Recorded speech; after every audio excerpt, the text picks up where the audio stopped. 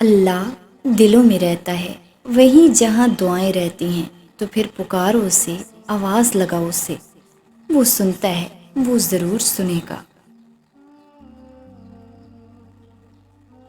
اگر وہ سب مکمل کرنے لگے تو کون سی غرض تم کو ستائے گی؟ کون سا دکھ تم کو تہجد تک لائے گا؟ کون سا قرب پھر تم کو سجدے کرنے پر مجبور کرے گا؟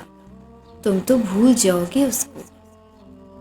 تم ہمیشہ اللہ سے جواب مانگتے ہو، اس کے اشارے کی تلاش میں رہتے ہو، مگر جب وہ تمہیں جواب دیتا ہے تو تم اس جواب کو تسلیم نہیں کر پاتے ہو۔ اللہ تمہیں جس شخص کی حقیقت دکھا کر اسے تم سے دور کر دیتا ہے، تو پھر تم کیوں اس کے پیچھے بھاگتے ہو؟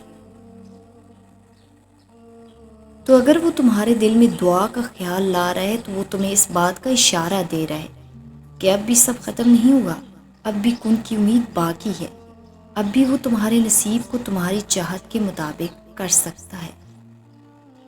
اکیلے ہونے کی سب سے اچھی بات یہ ہے کہ جب آپ پریشان ہوں، آپ اداس ہوں، آپ کو سننے والا صرف آپ کا اللہ ہوتا ہے۔ اپنے رب پر بھروسہ رکھو، وہ تمہاری من پسند چیز تم تک لائے گا مقررہ وقت پر، اور تم حیران ہو رہ جاؤ گے انشاءاللہ۔ جو کہانیاں اللہ کے سپرد کر دی جاتی ہیں ان کا اختتام کبھی مایوسی پر نہیں ہوتا۔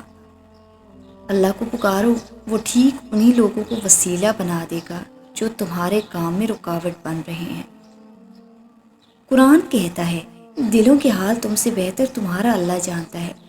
تمہارے خاموش سجدے اور تمہاری انکہی باتیں خدا کے ہاں بہت خاص مقام رکھتی ہیں۔